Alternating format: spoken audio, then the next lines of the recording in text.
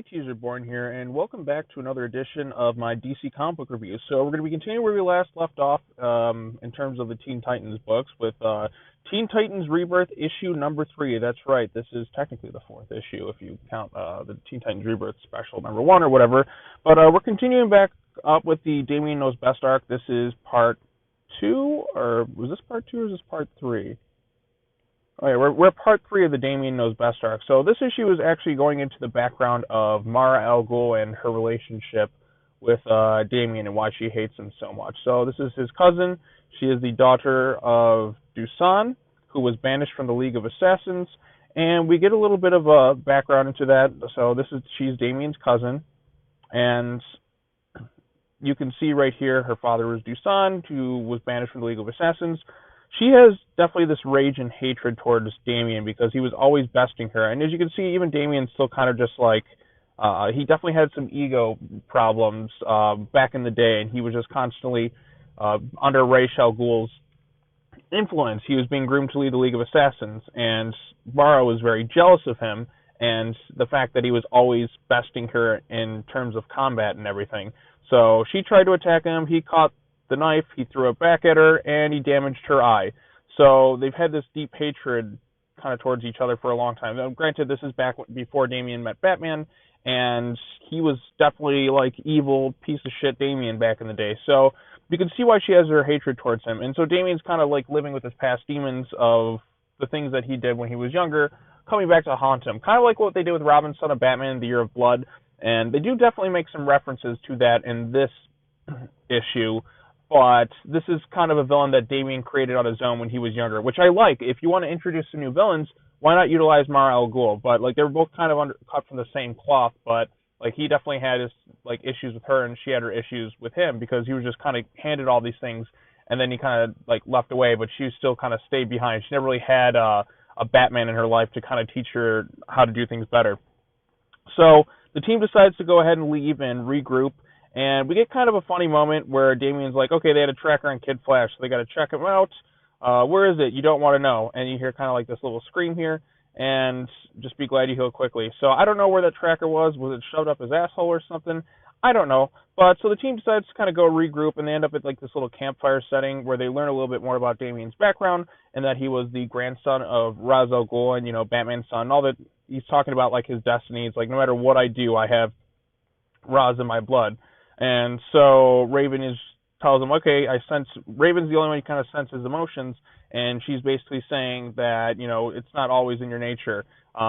It's okay, you can talk to us. And he's trying to change for the better. Like, he legitimately is trying to change, but it's not easy for him to open up to anyone. And I think this issue does a good job tapping into his insecurities and inability to kind of open up to people. He's not somebody who does that very often, only with the people he kind of grows really closely towards.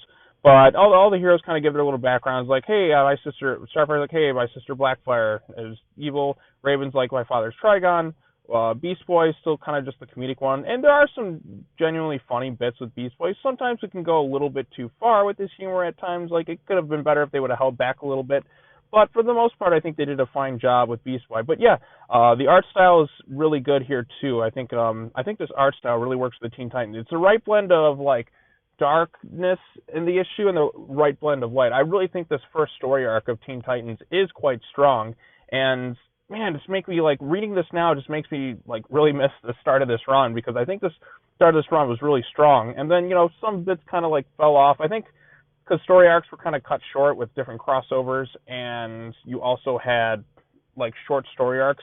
But I liked a lot of this too. And then you see Raven here, because she would eventually develop something with Wallace, and then it would kind of just be thrown away for whatever reason.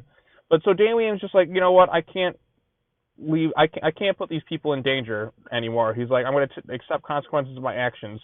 So he's going to go ahead and decide to go to the League of Assassins headquarters, or on Infinity Island or whatever it is, just so he can, you know, spare the lives of his friends. Or he still kind of hesitates to call them friends, but he's just like, this isn't the way to do things. And then we get a little bit more back. We get some moments with Mara Al Ghul and the various members of the Demon's Fist, and you can see kind of the rage and hatred she has towards Damian. I think it would be really good to see some forgiveness work towards these things. But anyways, as you see, like, they're off doing their thing. Beast Boy's like, all right, I gotta go pee, and then he sees Damian going off, and he's gonna go track him down and follow him. I think Raven brings up a good thing here. Imagine your whole life was defined by your violence. If all your choices were imprisoned in the will of man, imagine how we might represent everything that they secretly long for. So Raven definitely feels sympathy for the Demon's Fish. She feels sympathy for Damian and his background because she's kind of in a similar fashion. Starfire is still definitely like kind of like the old wise like mentor who's kind of there for the emotional support. Kid Flash is still kind of figuring himself out, and Beast Boy is definitely the comedic relief of the team, but he's still good-hearted in nature. So then Damian is just kind of like, okay, I haven't changed at all. Maybe we're stronger together, but I need to end this alone. So he wants to do this all alone because he doesn't want to risk the lives of the others. Like, he's like, okay, maybe I didn't do the right thing bringing him in the way I did, but, I could do things better. So then he goes toe-to-toe and faces off with Ghul, and he's willingly giving himself up for the sake of others. Now, I like this bit right here because it shows, like, that he has grown, like, for the better as a character, but it's still, like, showcasing some of his faults. And, like I said, it's not really too much in terms of regression. Like, this definitely feels, like, in character for Damian, but, like, you can still see, like, a bit of, like, it taps and showcases a lot of his insecurities and the fact that he's willing to kind of give himself up for the others just so they're kind of safe. Like I said, I really like this. I really like this first arc in this Teen Titans Rebirth. I thought it was quite strong. Definitely, in my opinion, the best of the entire Rebirth era. But yeah, it's like I think what Percy's good at doing, he's able to showcase some of the humor and showcase the various personalities. Not everybody is so cold-hearted and unlikable. There's definitely the lightheartedness. There's a bit of the darkness there. Just kind of a bit of everything you can want in a Teen Titans book is in like this first arc here. And just kind of reading it now after seeing where the series is at now, it's making me really like appreciate the earlier runs within Teen Titans a lot more. So I think that's all I have to say. I definitely recommend this issue. Like I said, the whole Damian Knows Best arc I think is quite good, and I'm kind of bummed that we really didn't get as much of it as I wish we would have. I love the art style. I think the art style looks great. Some bits of the humor are pretty funny. I like how we actually have a villain with past ties to Damian, like from like his former self, like from where he used to be. I really like that. But like ever since then, he has changed for the better. He's not as cold-hearted and cruel as he used to be. So I think if you're going to introduce villains, like that's a good way to do it. I think Ghul makes an interesting villain. So yeah, like I said, I liked it. All the characters bounced off each other quite well. I just think this is a really strong Teen Titans book.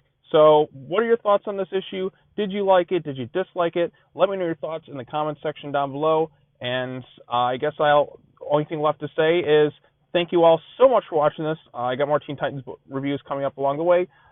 Be sure to hit that bell for notifications, like this video, share it around. And yeah, we can talk about this some more. And as always, take care now. Bye-bye then. And I will see you all in the next video. Peace.